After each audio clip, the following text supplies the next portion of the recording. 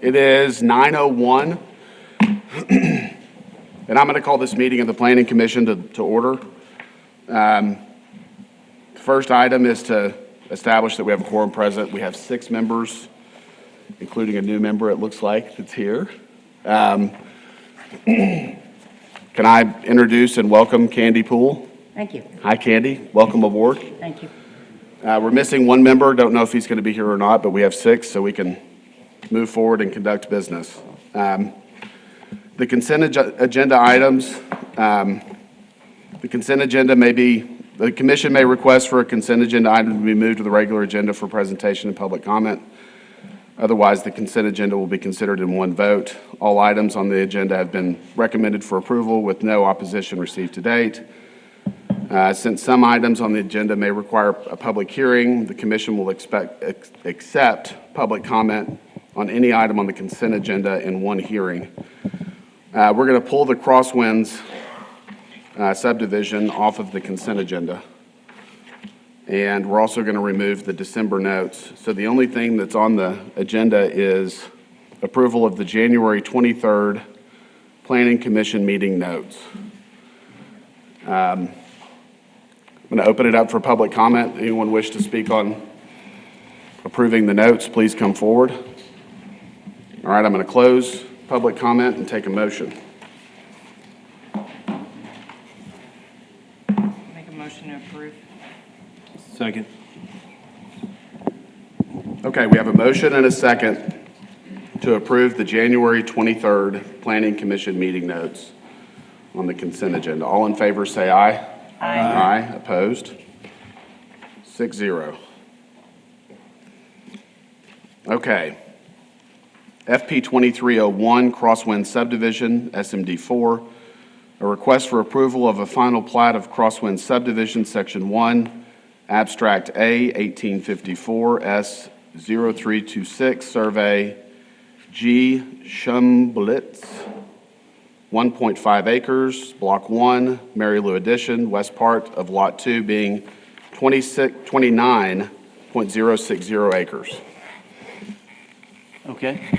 Zach Rainbow, Planning and Development Services. This is a final plat for the Crosswinds Section 1.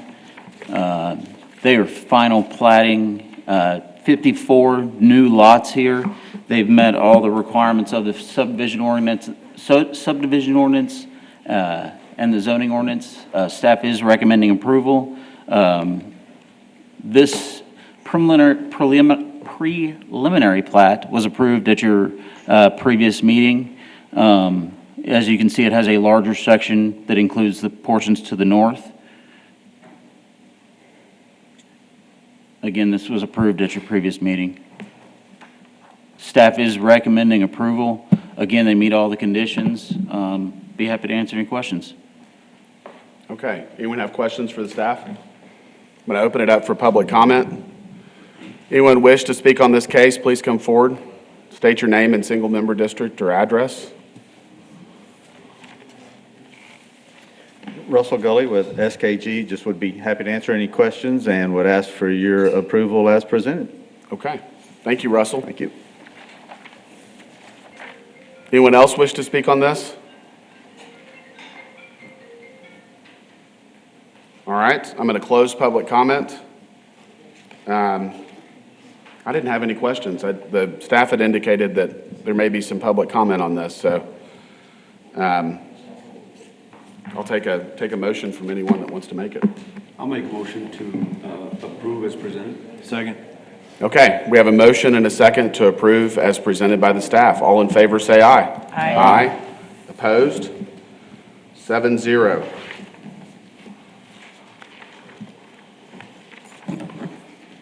All right, regular agenda subdivision plats. The Planning Commission has final authority for approval. Appeals may be directed to the City Council.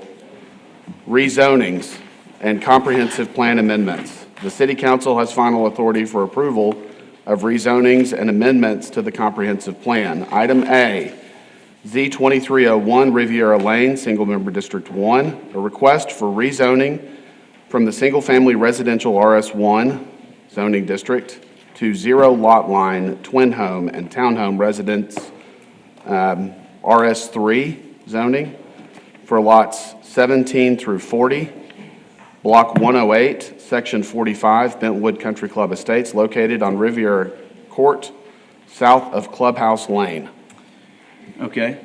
Zach Rainbow, Planning and Development Services. As you said, this is Z2301 Bentwood, Section 45 Riviera Lane, a request to rezone from the single family to zero lot line and twin home. This is Section 45 of the plat. As you can see, sorry, the current. Zach, I'm going to put you on pause for just a second. I'm sorry. We can't hear what Zach's saying. If you guys need to step out, go right ahead. Thanks, Brandon. Okay, Zach.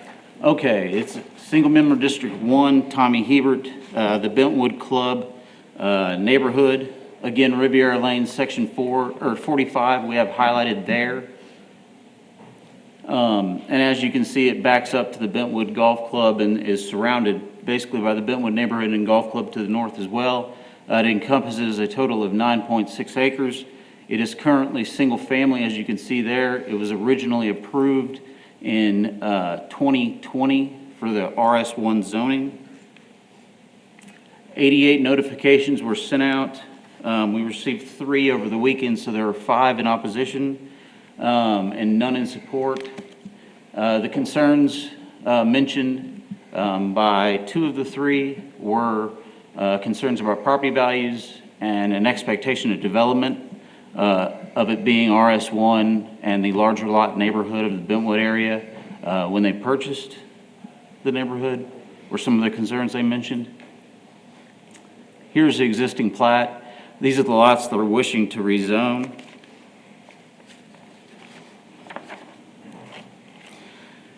Staff reviewed it pursuant to the comprehensive plan in the neighborhood. The comprehensive plan is neighborhood, therefore it is compliant with that. It was also meets all the requirements in the land development code and the comprehensive plan. Zach, note 1 says that the proposal is not consistent with the comprehensive plan. Is that incorrect? That's a typo. It is in Okay. compliance. It is neighborhood. So that is the reason it is in compliance. I'm sorry, I left that in there. Okay. The proposed zoning provides for a comprehensive approach for both the residential, providing a mix of housing types in the Bentwood neighborhood, providing a transition of housing for generational, it also economical scale and size of homes and lots.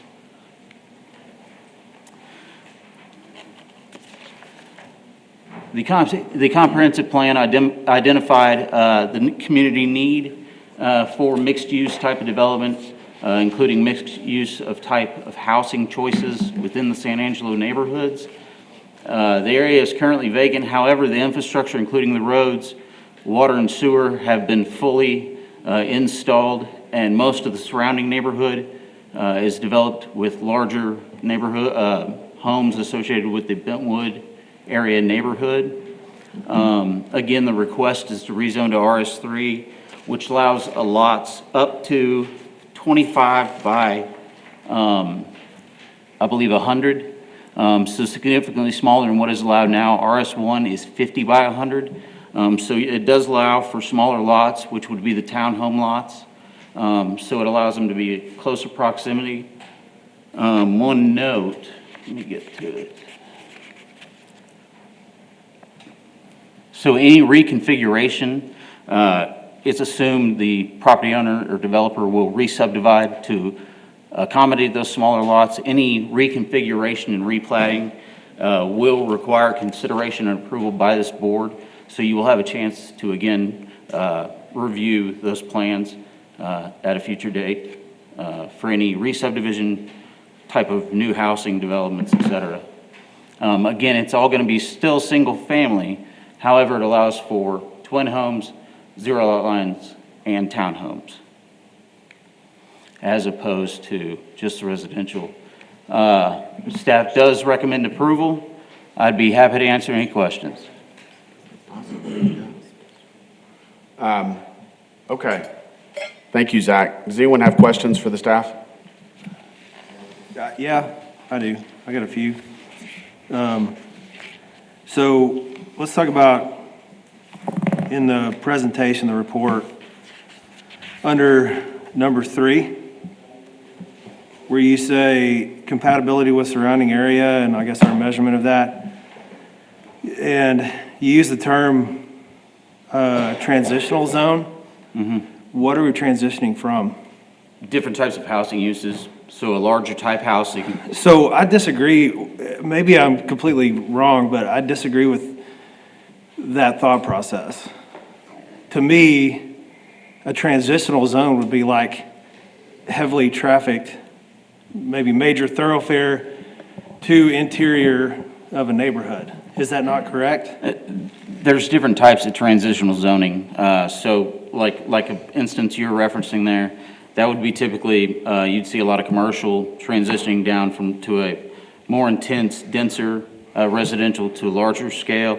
This transition was referring to allowing multiple types of housing developments, socioeconomic types, different size lots, and housing availability for the neighborhood, which is what the comprehensive plan called for in the neighborhoods, is So it's not- a mix of houses. So your opinion doesn't really take into account the surrounding development when you're considering transitional? Which is the purpose of number 3 question, I believe. Right, and so it designates it as a transitional neighborhood area. So But why? neighborhood is What's also. What's I it think Luke's transitioning question to? is, what's it transitioning? It- What's it- around this tract That requires that a we're transition. transitioning to? You're transitioning to provide a mix of houses as opposed to just one type large lot development. This Okay. provides a transition zone of different types of housing development. I mean, I think I And- understand what you're saying. and if y'all- I don't agree, but And that's perfect, that's fine, absolutely.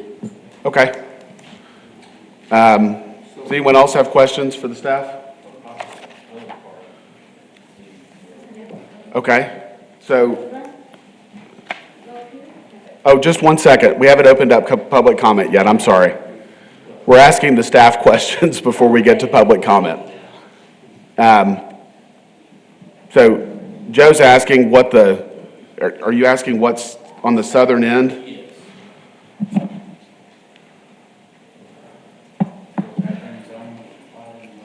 Yes. Is that single family RS1? That's correct. Okay. Hey, right. I hate to interrupt, but maybe we can shed some light and some clarity. There's a lot of concern about this. Maybe give us a chance to come Sure. up and Russell. speak and kind of explain. Okay, And I'm maybe going to we can open, help I'm going to open it up for public comment. Good morning, I'm Kevin Collins from Benwood Estates, and I'm sorry this happened. Happy President's Day, by the way. These are the deed restrictions for Section 45, and the deed restrictions were filed back in December, okay? In the deed restrictions, it clearly states that it can be no re-subdivision of the lots. They have to be single-family home. They cannot be townhome. They cannot be twin home. They cannot be short-term rentals. They cannot be condominiums, okay? They have to be single-family only. The only reason we're doing this is to go to a zero lot line thought process, because we require side entry garages in Bentwood, okay? And when we put our subdivision utilities in, we don't do overhead, we do underground. So we have the utility boxes and stuff that sit in between the houses, okay? And in case you guys didn't know, there's been quite a bit of fiber optic guys going around digging in through that stuff. So the thought process was to go ahead and, as we did on Valley View Street, which is a zero lot line specific area, it makes it easier to make the transition to the garage because we require side entry garages in Bentwood.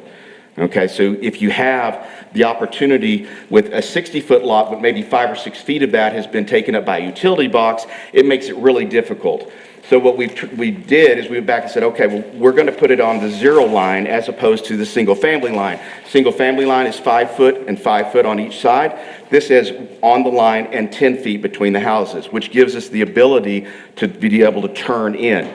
Most importantly, the deed restrictions that were filed in December state that the minimum square footage for any lot is 2,200 square feet. So no house can be built here with anything less than 2,200 square feet. By way of comparison, section 38, which is right next to that, is on the, and by the way, these are 7,500 to 8,000 square foot lots, and a 2,200 square foot minimum on an 8,000 square foot lot. Backing up to section 38, which are 10,000 to 12,000 square foot lots that have a 2,400 square foot minimum. So these lots only are 200 square feet less than the lots next to them, but more importantly, if you look at the cul-de-sac at the end, which is also in section 45, the minimum square footage for that is 2,500 square feet. So at no point did we have any intention whatsoever of putting in a 25-foot lot. This is simply to establish the zero lot line so we can get side entry garages, which is a higher level of home as opposed to a front entry garage. So that's simply the only reason we're doing this. These deed restrictions were filed in December, so if I get run over by a golf cart today, they still will be in place, okay? So there's no way that you can re-subdivide these lots. There's no way that they can become duplexes or anything like that. It's was a way for us to be able to create a side entry garage, which actually increases the property value as opposed to the potential for front entry. So I'd be happy to answer any questions. I'm sorry this happened. I know these people are all, thinking they were coming in with, it was amazing. I went out of town last week and we talked about 7 people and everybody was fine.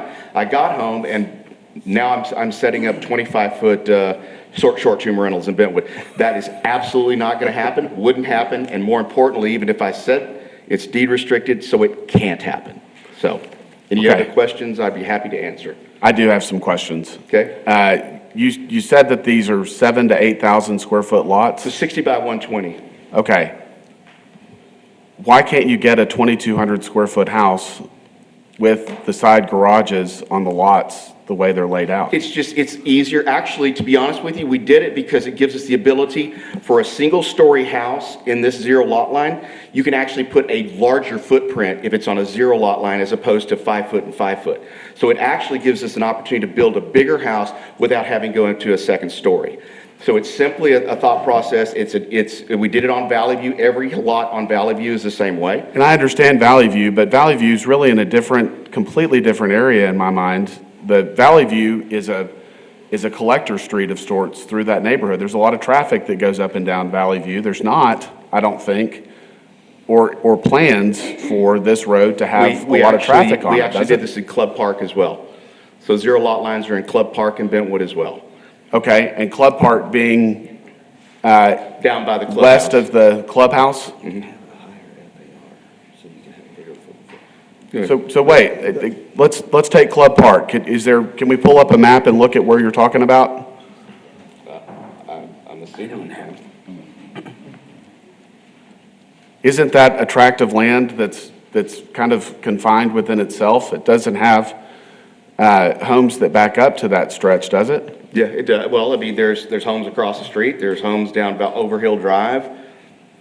Isn't Overhill predominant, like the beginning part of Overhill, isn't that patio homes? There's a zero lot line homes Zero over lot there line. too, yes. So all of the lots in section 44 and 45 are 60 by 120.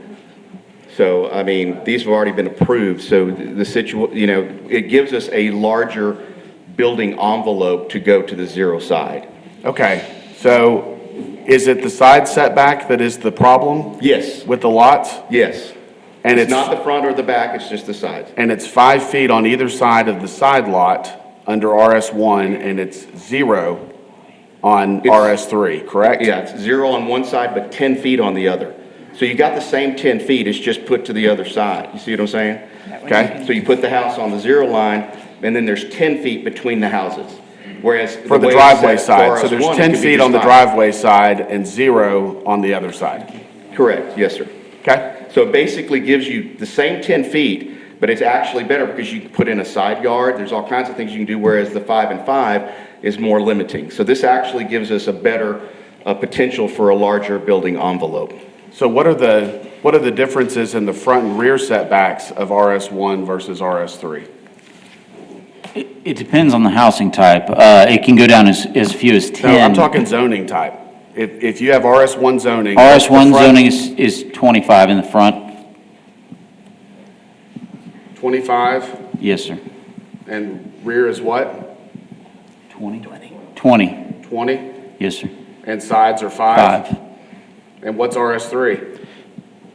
The front's going to be 10? 15? It's 15. 15? 25, I mean, we don't And have to 20, change the, 20 we don't for have the to change rear. the front or back 20 for the setbacks. rear, and 0 and 10? Yes, sir. 0, 10. Okay, but you don't want to change the front or rear setback, No, right? no. Okay, I mean, all we're trying to do is set it up to where it actually creates a better overall property, okay. so. Thank you, Kevin. All right, we're still open for public comment. Anyone else wish to speak?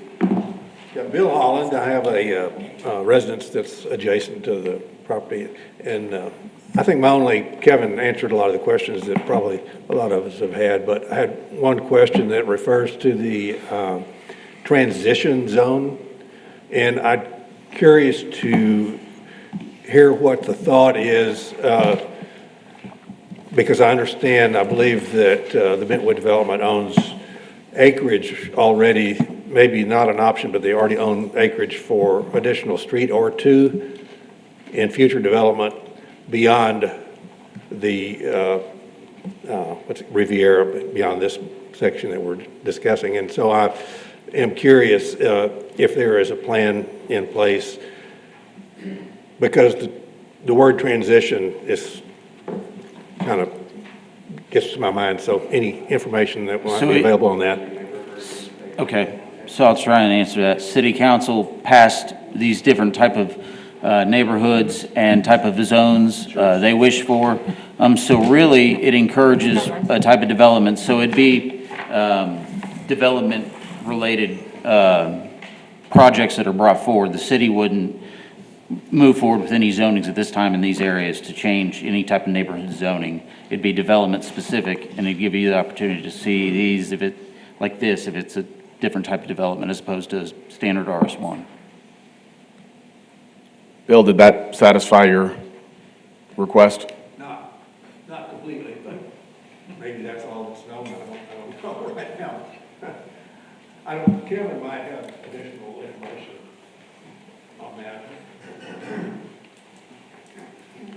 Yeah, I've never heard of what transitional zone means. I've never heard that before. But basically, we have a preliminary plat, I believe, correct, with all of the lots for Bentwood. And there is enough to put 2 or 3 more streets back there, but those are all going to be large estate homes. There's no transition. There's no commercial property over there. There's no, the master thoroughfare plan does not go through there. It goes up above. So I can't answer why there would be any transitional part of it. It's all single-family estate lots. Thank you.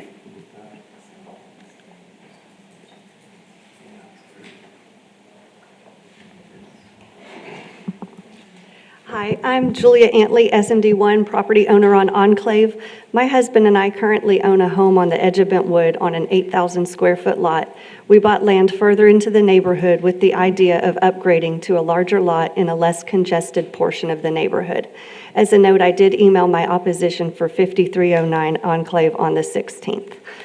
As you enter Bentwood, whether it's from the main entrance or Valley View, from Fairway or the entrance on North Bentwood by McCoy's, you find smaller lots with patio homes, townhouses, duplexes, and then move into smaller single-family homes.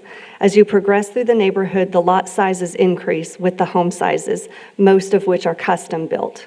We never imagined, based on that neighborhood layout, that the street next to Enclave would have the type of homes allowed under an RS3 zoning. We wanted more space with a less dense feel, and that's what Enclave currently is. As platted in 2020, some of the homes on Enclave will share a rear fence line with 3 lots on Riviera, adding a congested, high-density feel. Per city code, a single-family RS1 lot size minimum is 5,000 square foot. According to the Appraisal District's website, the average lot size on Enclave from Clubhouse through the currently registered built homes is 15,000 square feet. The current platted lots on Riviera are less than half that size, averaging 7,200 square foot, and the proposed RS3 zoning would allow for even smaller lots. For size perspective, the two-story townhouses on Valley View near Stripes are on lots around 2,600 square foot, and the single-family homes on Valley View near North Bentwood are on 9,000 square foot lots. I would argue that neither of those home types are consistent with the single-family homes being built on Enclave, where the houses alone are averaging 3,200 square foot. And yet this proposed zoning change would allow for a lot size far smaller than those two examples. Item 3 in the staff report, as you mentioned, states the rationale is that the zoning is transitional. But as discussed earlier, the neighborhood transitions occur on the outskirts of Bentwood near the entrances. The plat as approved in 2020 has Riviera as the sole street of small lots and then goes back into larger lots. So I'm confused as to what these lots are intended to transition into. As stated already, the existing plat has lots half the size of Enclave lots. So why do they need to be platted even smaller at 1/5 of an acre to transition back to 1/3 of an acre lot size? As the city grows, the next subdivision over that Bentwood connects to is Old Stone Ranch. They have approximately half-acre lots. The next adjoining neighborhood is Butler Farms, with lots ranging from about an acre to over 5 acres. I wish I had been in a position in 2020 to speak against the current plat of the 7,200 square foot lots under RS1, but I cannot change that. I'd at least prefer to keep the 2020 plat and zoning with RS1 lot size minimums rather than the smaller lots and home types allowed under RS3. I know we've heard the current design plans today and the deed restrictions. However, I do think it's important to remember that a zoning classification is attached to the property, not the project. If the developer walks away from this project and a new developer comes in, they could replat the lots to the RS3 minimum of 1,875 square foot lots. That's our biggest concern regarding today's decision, not what's being presented now, but what could be. City Council is always counseled to choose a zoning based on what they think is appropriate for a land area, not on what the current developer is proposing, because anything can change and they could inadvertently approve something they did not intend, and the same is true for all of you. We heard of the deed restrictions, but we haven't seen anything in the background packet, so I do think that could have alleviated some of our concerns. In closing, I just ask that you maybe be creative with your decision. If the idea is truly to have single-family homes, why not approve a variation for these on the easements, but leave it as an RS1 zoning, so the lot size minimum would at least stay at 5,000 square feet to better fit into the existing neighborhoods. I still think the lots will look out of place compared to those double the size one street over, but it wouldn't be as drastic as if the lots were platted to under 2,000 square foot as would be allowed under RS3 zoning. Like many people, our home on Enclave will be our biggest asset. Please help us protect the value of our property and help us come to a compromise with the proposed zoning. Thank you. Yes, sir. I just wanted to reiterate that the lots as they are have already been approved back in 2020. We're not changing anything with the lots. All we're doing is moving the house over. So there's not any issue relative to, if we vote this down, the lot sizes are not going to change. And the deed restrictions clearly state that there's not a re-subdivision option. So I just think this is a little misunderstanding that we're not trying to do anything relative to the size, and actually it will make the opportunity for a little bit bigger building envelope. So I wanted to clarify that we're not asking to change the lots. We're just going to move the house over. And Okay. so, Thank you, Kevin. Can I ask a question? I know I'm kind of going out of order, but I have a feeling that the majority of people in attendance today have the same concerns as we've heard. So under the RS3 zoning, even though Bentwood has a deed restriction of what's actually occurring on those lots, are we able to, as a council, say, okay, under this RS3, if it does get approved as that we're only allowing patio homes and obviously nothing else at that point to ease some tension? But I had the same thought, maybe in just a little bit different direction, but why couldn't we just relax the side setbacks in RS1? Right. And instead of rezoning?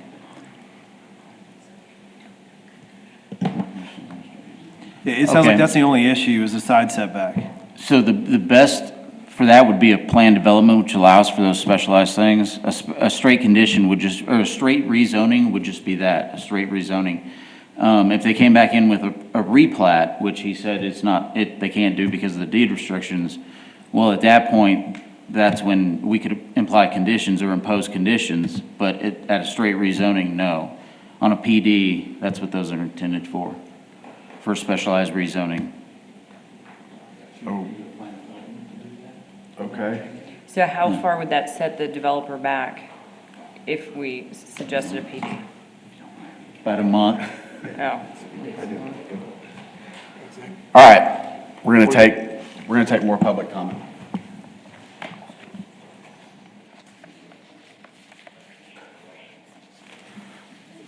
Trinidad's got an emergency and needs to step out. Thank you, sir. You guys good? We're gonna take more public comment. Okay, you ready? Yes, sir, please. My Go name right is ahead. Jack Paul. I'm building a new home on Enclave. Really good job by this person right here. I kind of agree with a lot of what she says. But my biggest thing is some of the nomenclature that you show on the is it RS3 or R3? Is it says townhomes, all Twin that kind of homes. stuff. Yes, sir. That's what got me more concerned probably than any of all this stuff. And I don't want to throw anybody under the bus, but when you got wording like that, that gives people an opportunity to make changes on the fly without letting anybody know. And next thing we know, we got some different stuff going on. I'm not sure that would happen, but as long as I've been alive, you really can't trust a whole lot of people, so. I understand. I understand your concern. Yeah, so that's kind of my biggest concern, and because I don't want to see any small homes go up because like I said, I'm building a nice home right now, and I don't want to see the value go down, or if it does, then the city's going to end up paying for it in the end because I'm not going to pay the taxes on it. But so anyway, that's kind of I just would like to see maybe some of the nomenclature kind of more in my line. I'm kind of more of a keep it simple, stupid thing. So that's all I've got to say. But good job on this person right here. She did an awesome Thank you. job. Thank you very much. All right, anyone else wish to speak on this? Sean Box. And the reason some of this started is we are one of the builders that have gone over there and started building.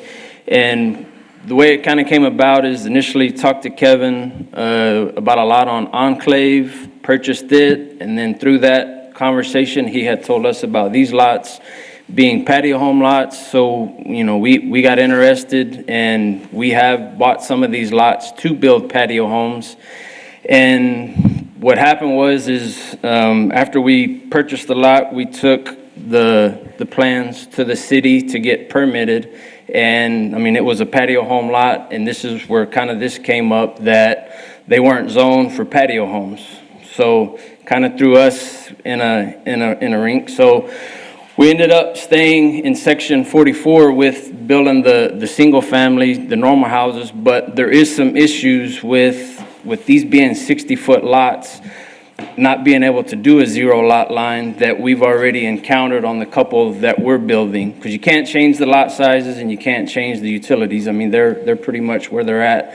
Yep. So a couple of the issues, one that we told Kevin is when you build a house and it's 2,200 square feet, you have to put it in the center and you have a 5-foot side yard and a 5-foot side yard that are pretty much useless. There's no, I mean, you can't really do anything with that. And then the other big thing is the 40% ratio. When you do that, you know, he's saying the 2,200 is the minimum and you can go up, but the first plan that we sent in was 2,400 square feet to build, but it came back as a patio home. We resubmitted it, and then the ratio came back, and to fit on those lots, it ended up being, I think, 2,186 square feet. So with the 25-foot setback and the 40% ratio with those size lots, if it doesn't get changed, you're going to have 60 lots that are pretty much 2,186, 2,200 square feet. If you move it over to the zero lot line, one, you have a bigger side yard, but you can also come up 15 feet, so I would suggest you change it to the 15 feet, and when you do that, now you can go 2,200 square feet all the way up to 3,000. When we came over there, that's what our intentions were, and I went back and looked at Valley View, the stuff that has been listed and sold, and pretty much Valley View it starts at about 2,000, and there are some that go up to 3,000 square feet. So I think to have it bigger and fit more of what, because I have a lot on Enclave, I'm gonna eventually build a house there. I mean, the intentions would be to be able to build the bigger, and you can go bigger, you just have to go up. You just can't have single story with the ratio. So to give, like us, we don't have any two-story houses, they're all single family. So to be able to give it to where you can get bigger houses and kind of match some of the other stuff on Enclave, you know, the 0 lot line with the 15-foot setback does help get those bigger houses. And yeah, I would oppose the twin homes or duplexes or any of that, because that doesn't fit there. The only thing would just be getting on the 0 lot line so you have a bigger yard and you can build a bigger house with the setback of 15 foot with the ratio. Thank you, Sean. Go ahead. What you need to. I think to address the concern that was brought up, instead of just a generic RS3 zone change, you're still a quorum, okay. Let's look at doing a PD, possibly having an RS1 as the underlying zoning district, and then allow for 0 lot lines, and then increase the floor area ratio up to a 0.6. So that would cut out any possibility of this townhome, twin home type scenario that we have. The concern about will allow for a larger home to keep, I guess, land values, property values up high, such that there's not a depress that people are concerned about. So I think that would be our proposal, would be to revise it to the PD with the RS1 underlying zoning, 0.6 floor area ratio, and allow 0 lot line. And then we can have discussion about the 15-foot or 25-foot building setback. The city has supported, when there's no front entry garages, the city in the past on other developments has been supportive of that 15-foot setback.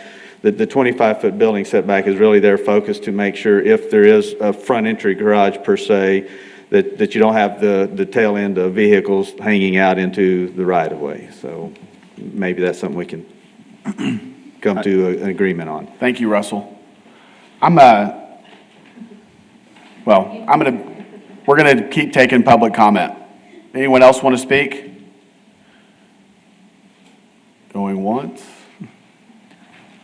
Okay, I'm gonna close public comment. I think I have an understanding now of the problem with these lots. I'm not crazy about changing setbacks personally. I don't think that this kind of density is appropriate for this area. RS3 zoning is intended to be transitional, as we've discussed, as Zach explained, and transitional, in my mind, is proximal to the property that's around it, not within the tract. So if you have commercial zoning that's abutting one side and you have single family on the other, this is a transition or a softening of the density between those adjacent tracts. This tract is tucked into the back of a really nice neighborhood that has $1 million homes butting up to it. It's not a thoroughfare that has a lot of traffic, that cars are gonna be on the street that create a problem. I think this should be RS1 land, and I think it should have been larger lots to begin with. That's beside the fact at this point. It's been platted. I personally, I'm not crazy about changing the setbacks, but you know, in the instance of this, with the garages being side entry, which I think is good, maybe relaxing the side setback zoning makes sense. I personally don't like the 15-foot front yard setbacks. I think having houses built that close to the street really changes the the landscape of the neighborhood. And if everything else around this is 25 feet and you get into a one-block stretch of this neighborhood that's 15 feet, it's going to feel different, it's going to look different, it's going to act different, in my opinion. So I cannot support personally changing the zoning to RS3. But I would I guess, consider some sort of zoning that's RS1 with side setback relaxing of some kind. I think that is probably the most appropriate given the circumstances that we're dealing with. And it sounds like that would address most of the concerns of the neighborhood that have come in to speak in opposition to rezoning this. So, does anyone else have thoughts they'd like to share? I think I pretty much agree with most everything that you just said, Travis. I would support, a PD overlay that sort of alleviates some of the issues that are coming up with the side setbacks and the positioning of the homes to allow for some larger houses. But it doesn't make sense to me to go to a more intensive zoning and change to RS3 in this situation, for just like what we discussed and some of Travis's comments as well. I don't like that option, but I think I could get behind looking at a PD instead. So and I agree with a lot of what you said, the setbacks and whatnot, but the ratio of the house that you can build on it by changing it to RS3 versus RS1, is that different? Yeah, RS3 is going to be a 0.6 and RS1 is a 0.4. Which is another thing they're trying to achieve. That way they can build a bigger house, correct?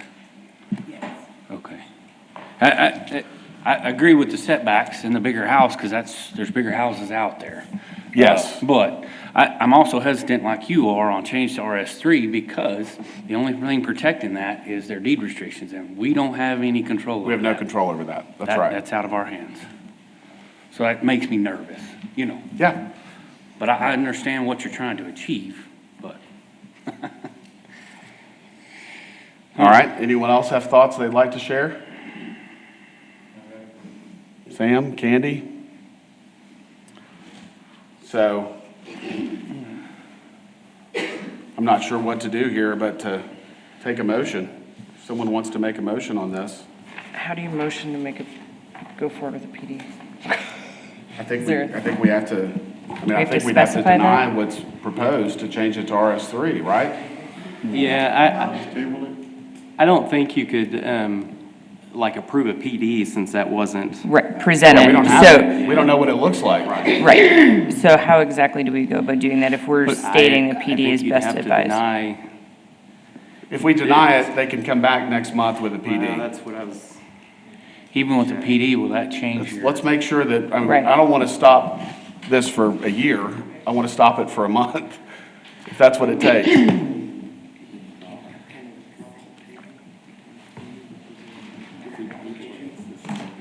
Yes, I'm going to open it up for public comment. Yes, sir, Mr. Gully.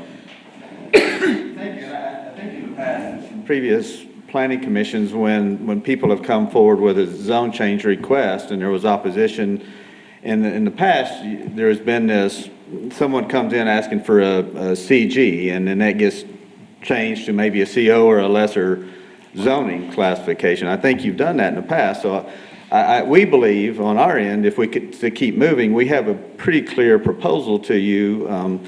Going from we're asking for an RS3, and so what we would like is the PD with the RS1 underlying zoning, and then just changing the floor area ratio, and then allowing for, and however we want to word it, just allowing for 0 lot line, or something that would ease the building setbacks on one side. So we would believe and would propose that this would be a lesser type zone change than what has been asked for. And so based on previous and prior approvals because this still has to go to city council for approval. So based on previous actions where there has been kind of a zone change at the meeting done, we would maybe ask for that if there's just no against the whole RS3 zoning that maybe. Okay, so Russell, can I ask a little bit more clarification? So basically, RS1 with underlying, is the underlying zoning,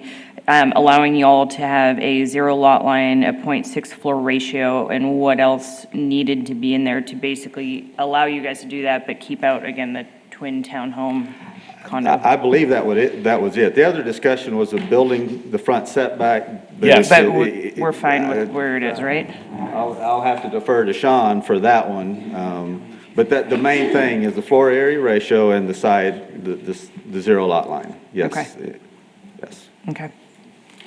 So I think what Russell said is true about where we've had like a certain zoning, and then if the commission wanted to do like a less intensive zoning. Yes. That is true, they could do that. I just don't know about the PD, because usually those are conditional custom. and you have, Yeah. custom conditions to So that. can we- So we can't deny RS3, and suggest in their RS1 that we make these modifications. We can't do that? I mean, if you're changing what would normally be the RS1, then I think that's more akin to the Okay. the The PD. PD. Because even if we approve this, when it comes up again at the very beginning of the meeting next month in the consent agenda, it could get re-denied then, couldn't it? If, Worded very carefully because Yes, sir. to the city council, and those guys going to look at it, You speak at the podium. they need to know that we're against the RF3. Yes, sir. And that they know that it's an RS1 or whatever it is with some changes, those minor changes. So this has to be worded very carefully. We Yes, just sir. can't throw it out there and say, hey, we're not, because in my terms, we need to, as the motion should say, the motion should be, we're declining that RS3. And I agree that we don't want it to be a year thing, maybe just a month, but Right. we need to make it very clear to the city council that we're not in agreement to making this change. Yes, sir. We agree. Thank you. Yes, Brandon. so the I'm going to rehearing, close public comment, by the way. so there's a rehearing condition in the zoning ordinance, and it says to rehear a request, let's see, on the same tract of land within 1 year following the final decision on any previous request, unless the planning commission is specifically directed by majority vote of city council to hear it. So we can table it. Well, if you table it, it comes back on the same, I mean, Can the they- application can they withdraw doesn't their change. request? I think that's what I'm leaning towards, is they need to withdraw their request, and so we don't have this year Yeah. provision, and you don't also have to deny it. Okay. But one of the other conditions is the subsequent request is for more restrictive zoning. I don't know, is that what would, I would think say this is more Land restrictive. development would be more restrictive the way, From what's proposed, change to, yes. yeah. So, I mean, that's one of the conditions where you could hear it within less than a year if you deny it here. Well, what I don't want to do is create an unnecessary delay. But I do think that what's proposed is not, I don't think, agreeable or acceptable to the planning commission. So it sounds like everyone wants to go in the same direction. We're just trying to figure out how to move forward so that we can rehear this pretty quickly and not have to wait.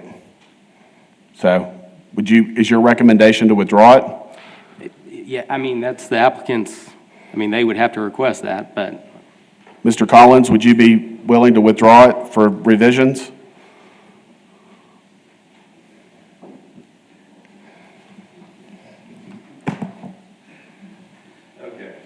Yeah, I'm perfectly happy to withdraw it from that perspective. I just think that I would like to make sure that you guys look at this, because when we started the process to a year and a half ago. Yes, sir. We really kind of thought RS1 would allow us to put a 0 lot line home in.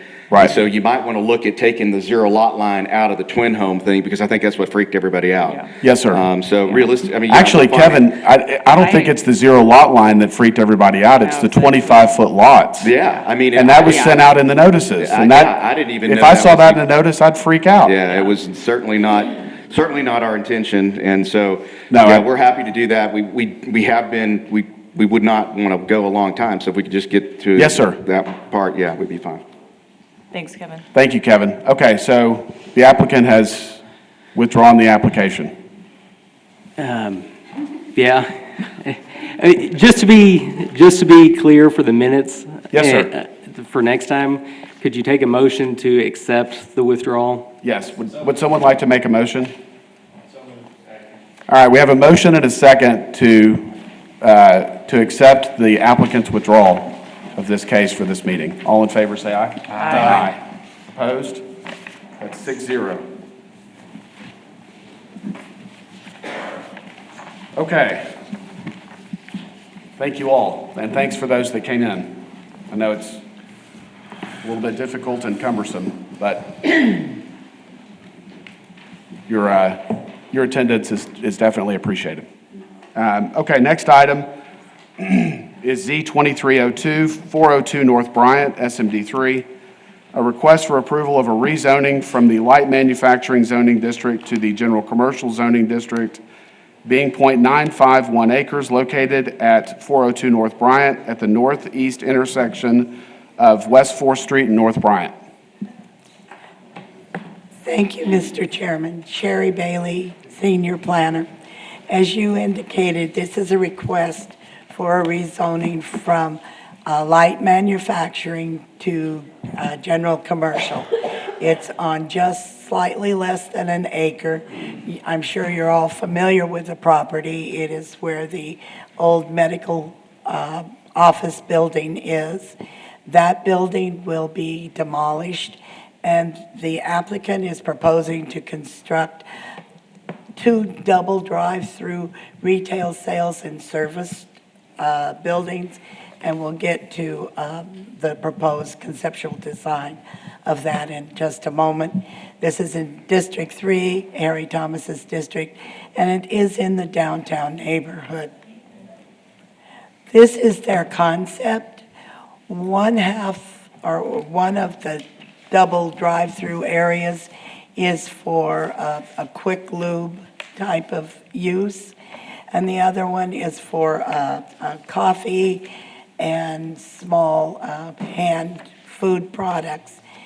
Combining those 2 uses in the same design on the same lot is not uncommon in a lot of areas. They seem to blend well together, and the applicant is proposing to do the same thing. We sent out 17 notices. We did not receive any in favor or any against.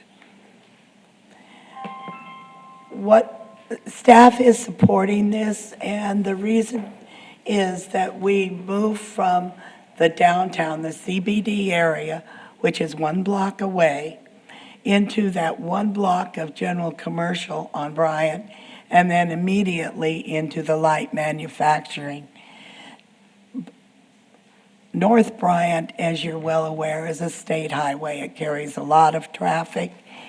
Having commercial along that is much more in keeping with the movement of traffic and the kind of traffic in the area, and moving the manufacturing out of it eventually and moving general commercial in is something that the city would like to see. The comprehensive plan does list this area as downtown and commercial, so this is in keeping with that also.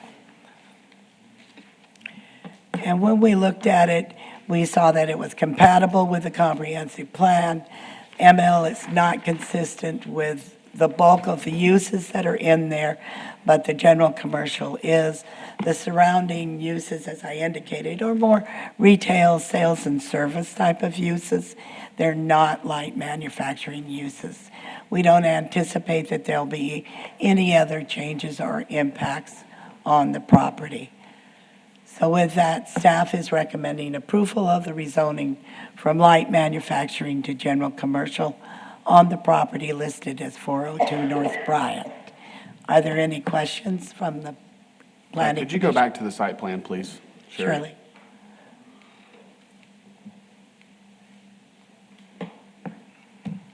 Okay. So 2 buildings instead of 1? Yes. And a lot of drive-through, it looks like. Yep. Okay. Does anyone have questions for the staff? All right, I'm going to open it up for public comment. Anyone wishing to speak on this case, please state your name and address or single-member district, please. Russell Gully, SKG, Single Member District 3 for this one. Would just ask for your approval of this one as presented, and would be happy to answer any questions. All right. Anyone have questions for Mr. Gully? Thank you. Thank you, Russell. Anyone else wish to speak on this case? All right, I'm going to close public comment and take comments from my colleagues or a motion. Second. All right, we have a motion and a second to approve as presented by the staff. All in favor, say aye. Aye. Opposed? 6-0.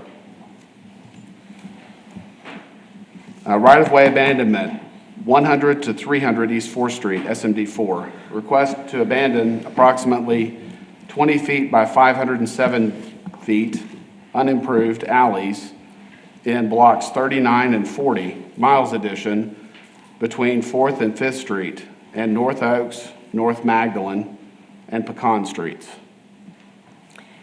Again, thank you, Mr. Chairman.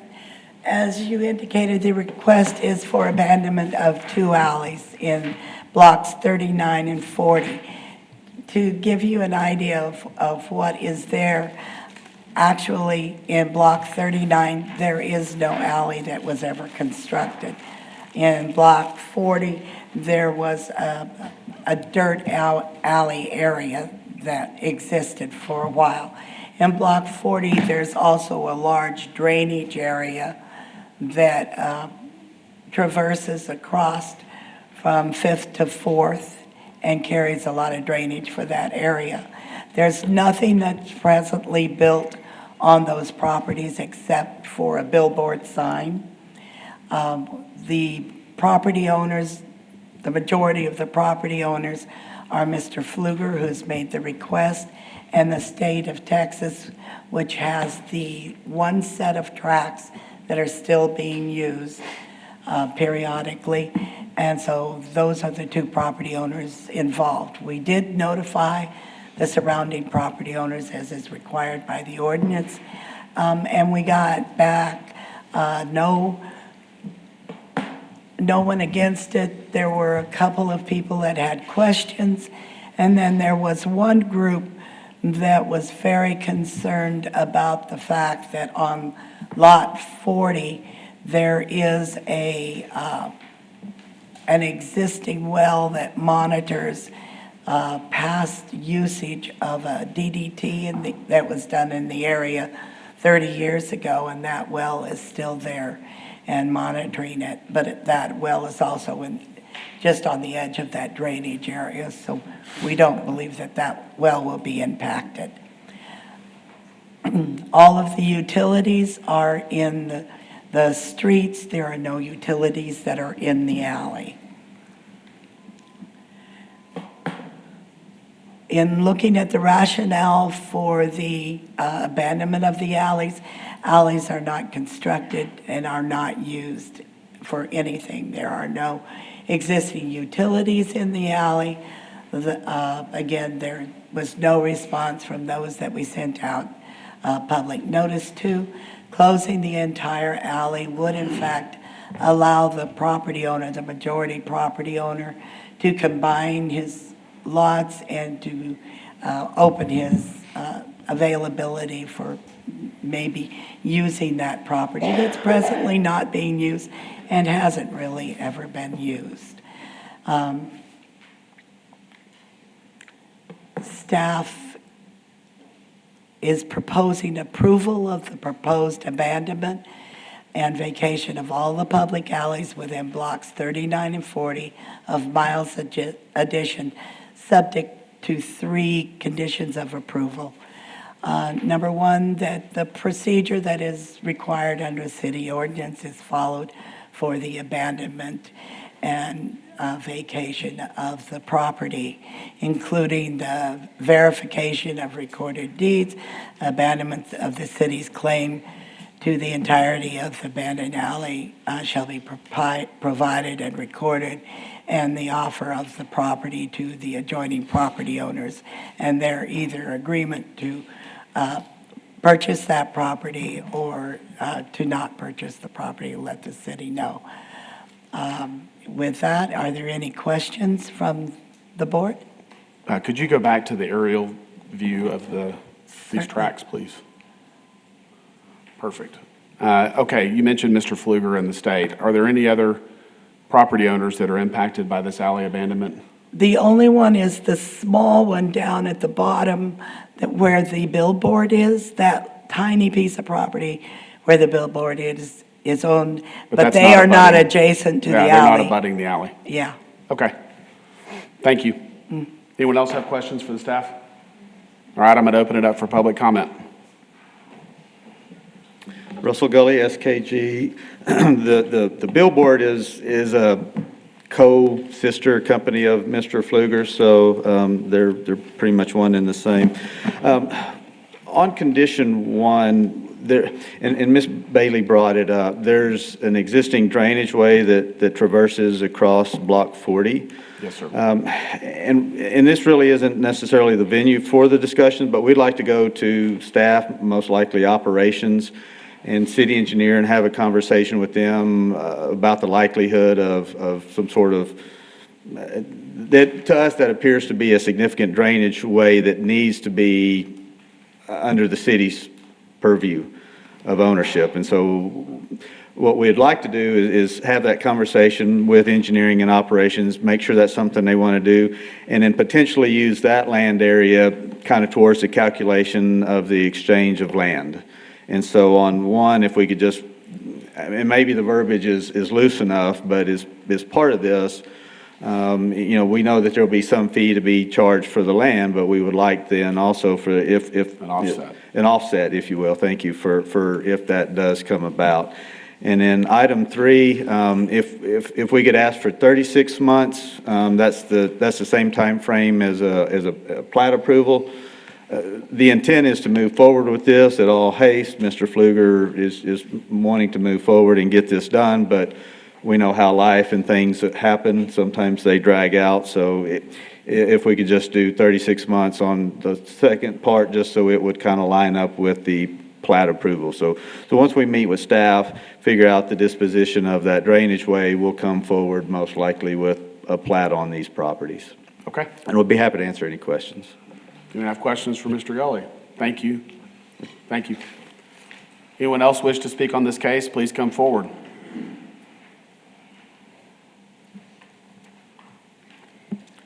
My name is Whitney Gibson, and we have a concern about the alley, and that alley sits right next to the drainage system that goes through all these lots here. Yes, ma'am. And there's a railway that runs through there. So what is the protection? I mean, I understand that Mr. Pfluger and the railway are co-owners with some of that property. So in the event that there is some type of accident there, what is the protection of anybody who may own that property in the future? Because it seems to me that alleyway is, although it's not developed, it's also providing a little bit of protection for whoever those property owners are, if in the event that there is an accident from the railway. That's my concern about it. Okay. Thank you.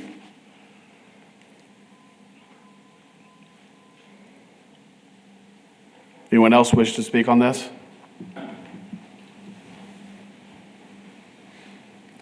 Thank you. I'm Lee Pfluger. The reason that's so wide for the state of Texas there is that there's an abandoned spur on the south of the regular spur that goes to Hirschfeld. Yes, sir. There's an abandoned spur there, and that's the reason that's so wide, and would afford pretty good protection on that south side there. And I think what Russell talked about is getting this drainage ditch designated for city control and control and approval is very positive. We hadn't talked about it until today, but that's really a good way to go on this property. Thank you very much for your consideration. Appreciate it.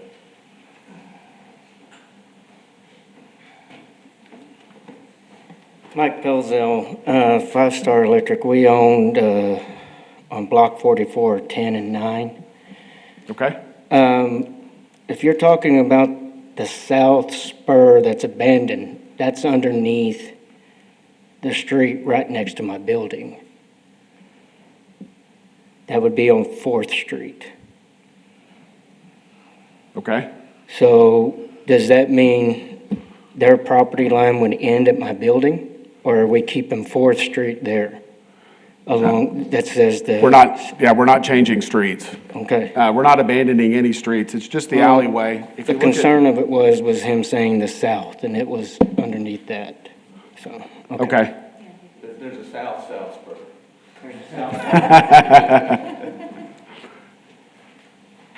All right. Anyone else wish to speak on this case?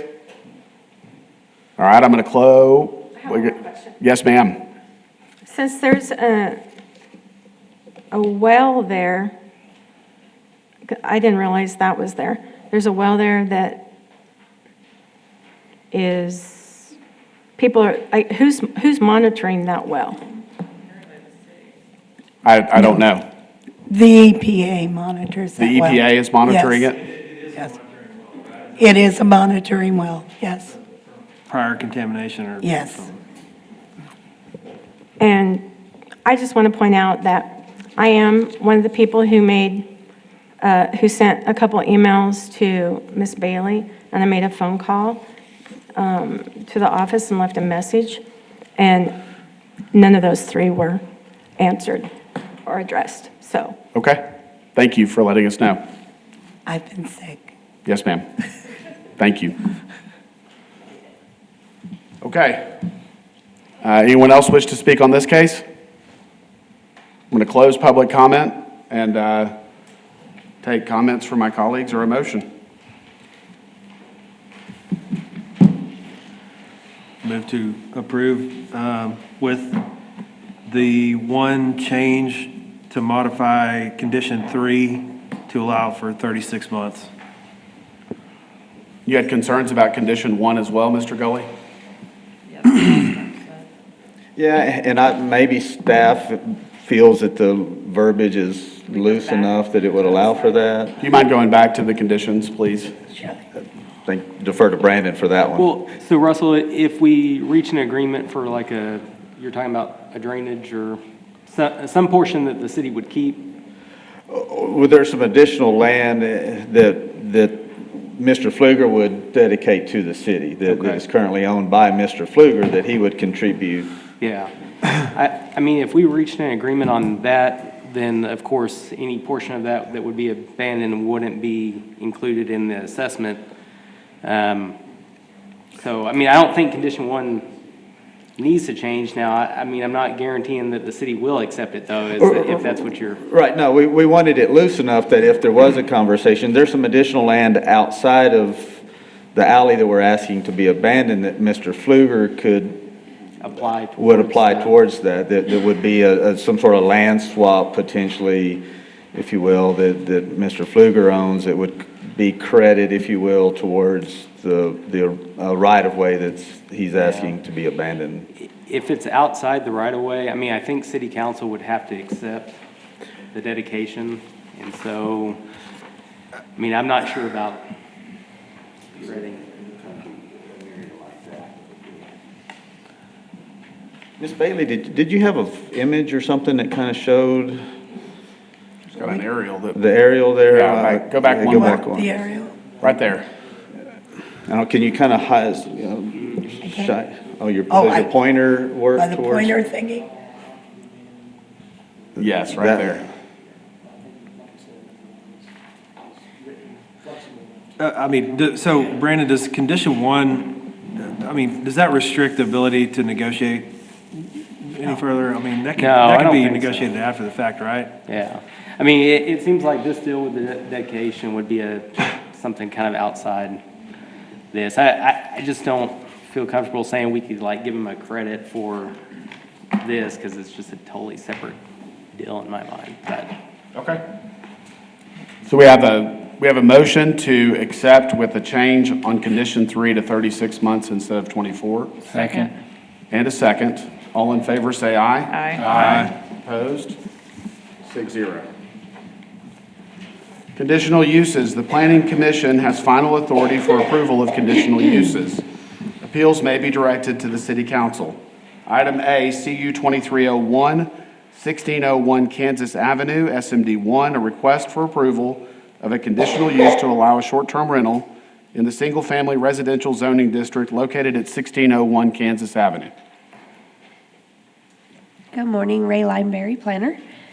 And this is a short-term rental on 1601 Kansas Avenue. It is RS1 zoning in District 1, Tommy Hebert, in the Rio Vista neighborhood. Pictures to show that it does have the 2 off-street parking, and it is a corner lot, so the other picture is showing going down the street. We did receive 3 more in opposed over the weekend, so there's a total of 4 opposed, and we did receive one in favor. Okay. But 20 notices were mailed out. There will be no adverse impacts in the area. There's no other short-term rental within 500 square feet, or not square feet, sorry, 500 feet. The rental would be in RS1 zoning. There's no foreseen adverse effects. We do need more short-term rentals in the Rio Vista area.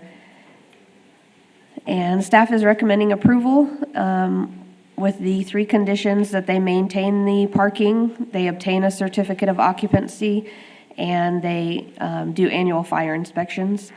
And the note is that they are required a renewal in 1 year, and then it's every 2 years after that, and proof that the hotel tax has been paid and is not delinquent.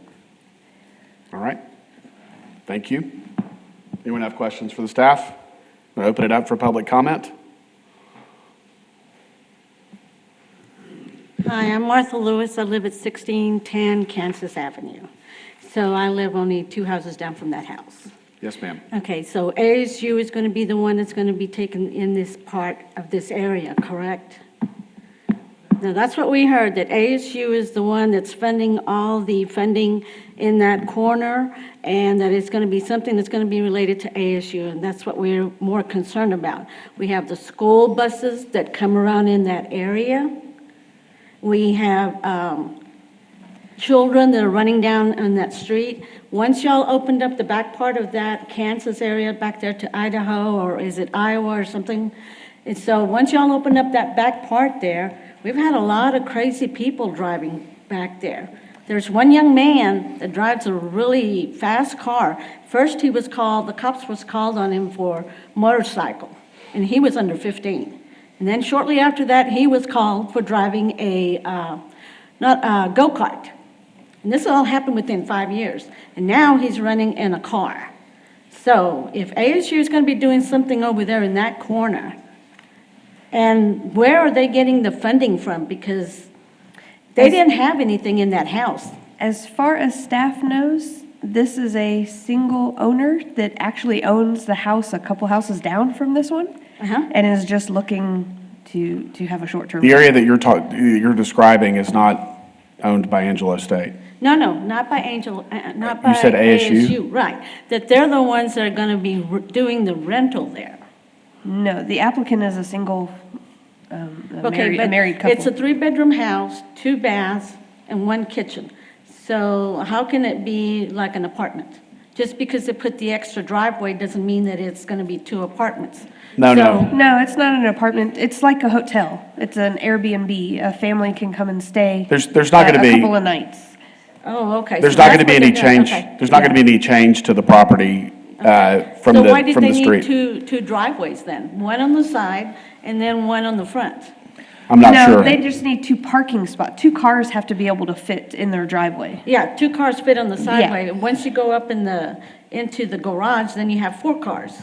The additional parking, I believe they did prior to even applying for the special, or short-term rental. No, they did it about 2 weeks ago.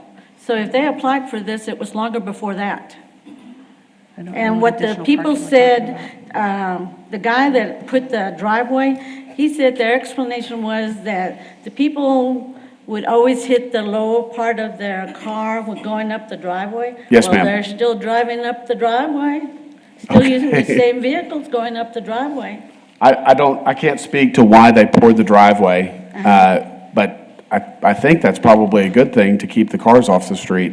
If they're anticipating that they may have more than one vehicle.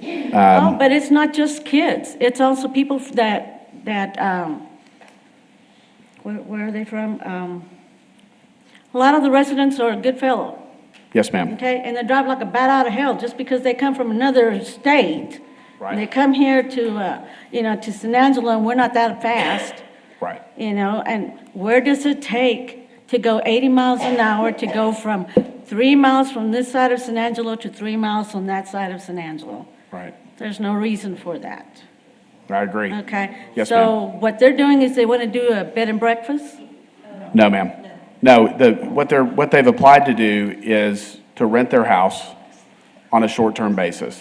Okay, so a less short than- term is less how than- long? Less than 30 days. Less than 30 days? Yes, ma'am. Okay. So it's going to be kind of like a vacation home, Yeah, something like that? exactly. Yes, Okay, ma'am. so what does that change in our taxes?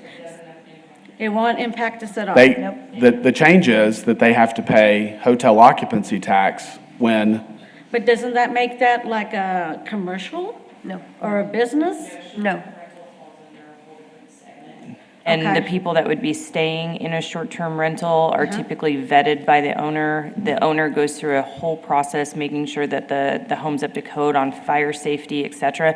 So it's actually much safer than a traditional rental if you just had somebody renting a home next door to you. and what we're doing is granting a permit for them to operate as a short-term rental for 12 months.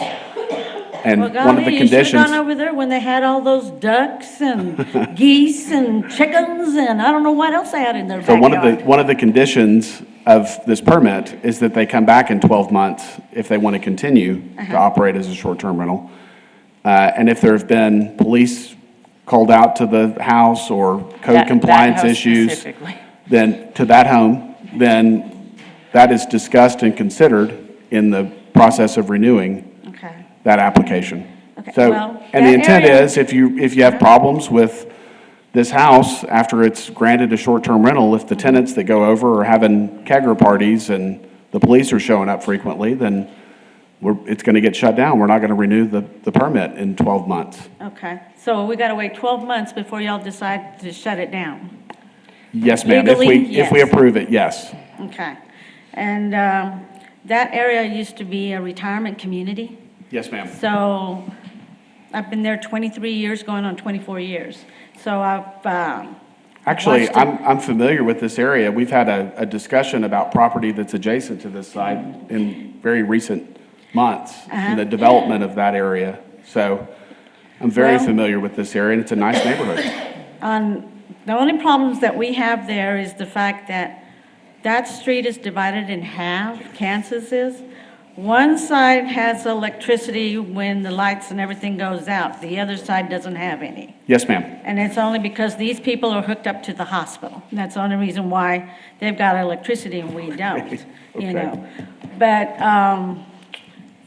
I still say no, because then we're gonna have a bunch of strangers over there, we won't know who's there, and Yes, ma'am. we've had people vandalize, coming in through the alleys, Right. so I still don't go for that. Okay. That's I too many understand. strangers. Thank you, ma'am. All right, does anyone else wish to speak on this case? All right, I'm going to close public comment, and anyone want to share their thoughts or make a motion? There are quite a few longer-term rentals in that neighborhood. And so I do feel like the short-term rental fits the criteria, especially, again, the owner is probably hoping for nurses or whatnot, being that close proximity to the Shannon site. So I'm going to motion to approve as presented. Second. Okay, we have a motion and a second to approve as presented. All in favor, say aye. Aye. Opposed? 6-0. All right, CU 2302, 225 Oakwood Street, SMD 3. Request for approval of conditional use to allow short-term rental in the single-family residential zoning district located at 225 Oakwood Street. Hello, Rayline Berry again. This is at 225 Oakwood Street, and it is a short-term rental in the RS1 zoning, District 3, Harry Thomas, the Glenmore neighborhood. Picture of the front of the house. The driveway can fit 2 cars. There were 14 notices mailed out. We have not received any in favor or opposed. No changes to the existing structure. There are not any active short-term rentals within 500 feet. It is in RS1, single family. There's no foreseen adverse effects in the environment. The short-term rental will address the need for more short-term rentals in the Glenmore neighborhood. And it does not impact the home. It is still a single-family residence. Staff is recommending approval with the same 3 conditions: that they maintain their parking, they obtain a certificate of occupancy, and they get an annual fire inspection, with the same note of they are required to renew in 1 year and then every 2 years after that, and proof that they are paying the hotel tax and are not delinquent. Okay. Thank you. Anyone have questions for the staff?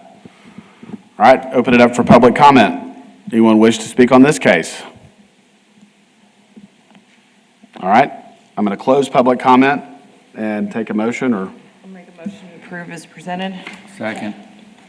All right, we have a motion and a second to approve as presented. All in favor, say aye. Aye. Opposed? 6-0. Public comment. Issues or concerns not on the regular agenda may be raised by the public at this time. Citizens should speak from the podium, address all comments to the dais, and begin by stating their name and address, single member district. Please limit all comments to less than 3 minutes. I'm going to open it up for public comment.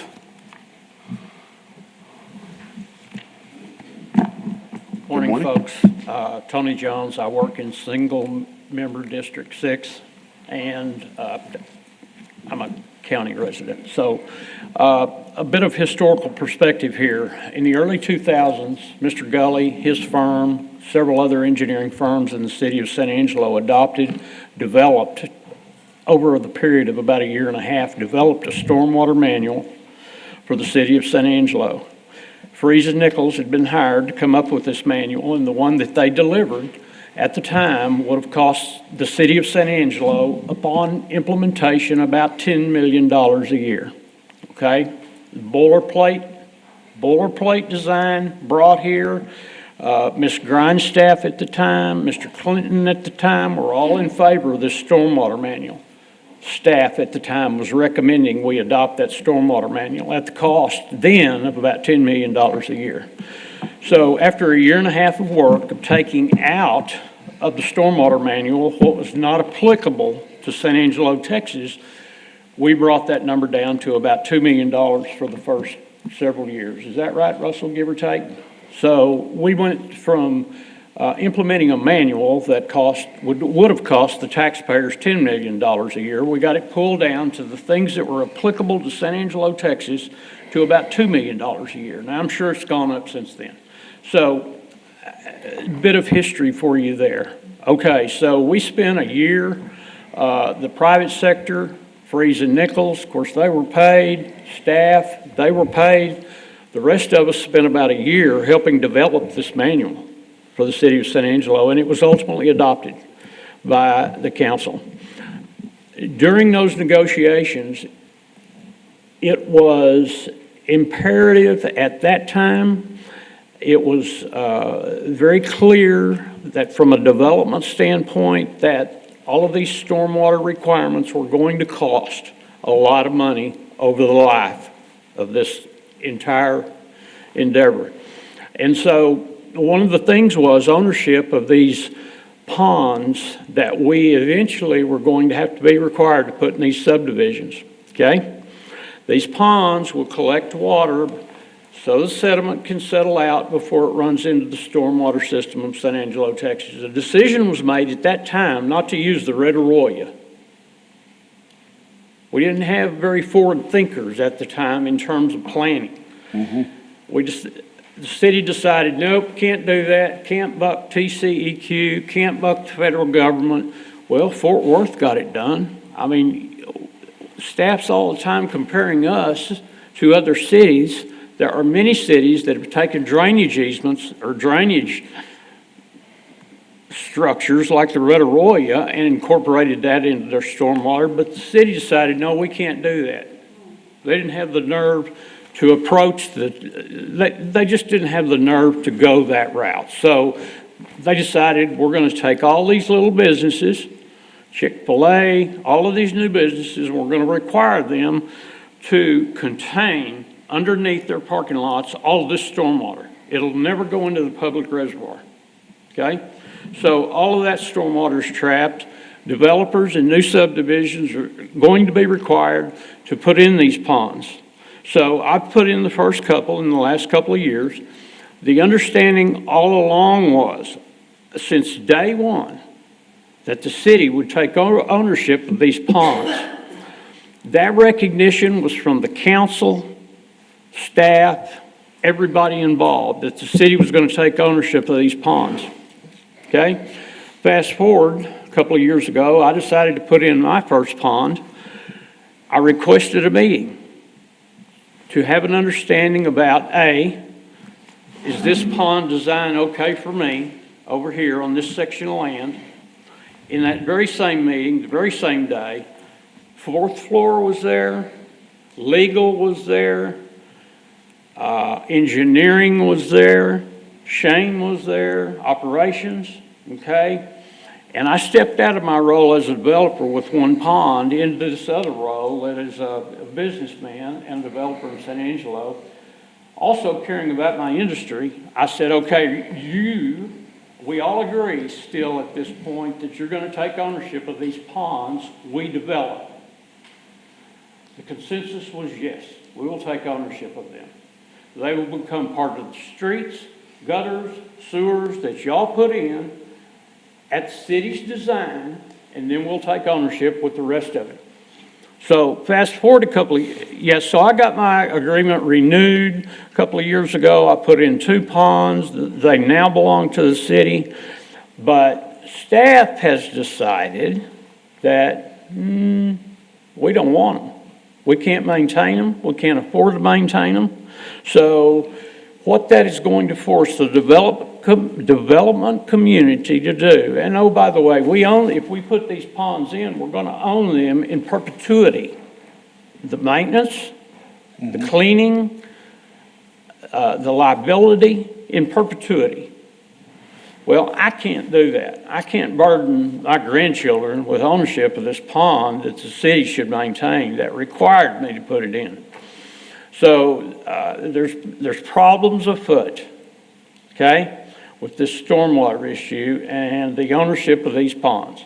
And if you think that the sidewalk debacle was bloody, then this will basically kill the freedom, our freedoms to come in here and develop these lots, build on them and sell them. We will have to burden each one of those buyers with a homeowner's fee. Yep. That's where we're headed. And so the plat that you looked at first that belongs to Mr. Rosenberg, it had a pond on it. And my question has been for several days, who's going to own that pond? Maybe Eric and his partners have a plan for that, and that's all fine and well. But I can assure you that Mr. Planning is going to take that as a stencil for every other development that goes into the city of San Angelo. And so there's problems afoot, and you'll see it. And so they want us to put in parks Yes. That's in the making. They want us to dedicate land and build parks. I don't know who's going to own those. But we've got that, and now we have stormwater ponds that are becoming an issue. And so I just wanted to make the Planning Commission aware of that. Tony, thank you.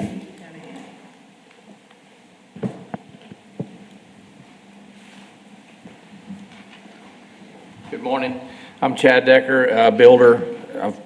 I guess I probably represent all single-member districts because I've got a lot scattered throughout the city. But one thing I wanted to mention is years ago, there was a lot of conversation started about affordable housing. And there's been lots of steps that have been taken over the years with COSA DC and helping us with incentives and things like that. But I think the city spent several $100,000 on a housing study, and it talked about how many affordable homes that we were short throughout the city. And so at that time, I started on a quest to start building some affordable housing, and primarily in the Lakeview part of town. But one thing that I will tell you that we all have to take into account when we're doing affordable housing, which apparently we still are in dire need of, just like Tony Jones just alluded to, on Eric's new development, if you come in and say, well, you know, first of all, most of these buyers are doing everything that they can to get qualified. We cut back on our profits, do everything that we can to make the homes as affordable as possible. But then if you come back on them and say, oh, by the way, you're going to have a $100, $200, $500 a year homeowners association fee, that will completely kill any development that you have in the affordable housing market. So just want to make that point. Thank you, Chad. Well, I can speak from my understanding and prior experience that stormwater drainage is it's an issue. And I guess more specifically, when development's occurring, the city and the other property owners don't want the improvements that are being made to a tract of land to impact other tracts of land in a detrimental manner as it relates to stormwater. Tony alluded to the many years that I think our city operated without an adequate plan. And so we're now going to be faced with probably dealing with absorbing some of those issues as we try to come up with a solution. But we've got to come up with a reasonable solution. And the idea of using the Red Arroyo, as crazy as that sounds, I think makes sense. I'd love for the city to look into that. But that's not my job. It's not my responsibility. So we're here to help in any way that we can with that and hope that we can reach a reasonable solution because it is an important problem for our entire community. Does anyone else wish to speak? All right, I'm going to close public comment. The last item, well, we got a couple more here. We've got the planning manager's report. Well, the only thing I have is that we have heard the development community and that we do need to talk about stormwater management. Yes. And so when Kevin Pate, our city engineer, was here, we agreed that we're going to start working towards a meeting and invite the developers and the stakeholders to let's figure out what the solution is. That's great. Don't know what that solution is yet, but I do think there is definitely some history that others can teach us and try to get us to where we need to be. Yes. So I think that's all I have. That's wonderful. Okay. Future meeting agenda and announcements. The next regular meeting of the Planning Commission is scheduled to begin at 9 a.m. on Monday, March 20th, the East Mezzanine of City Hall, 72 West College Avenue, San Angelo, Texas. Adjournment. Do I have a motion? Motion to adjourn. All right, we have a motion and a second to adjourn. All in favor, say aye. Aye. Aye. Opposed? 6-0. It is 10:35.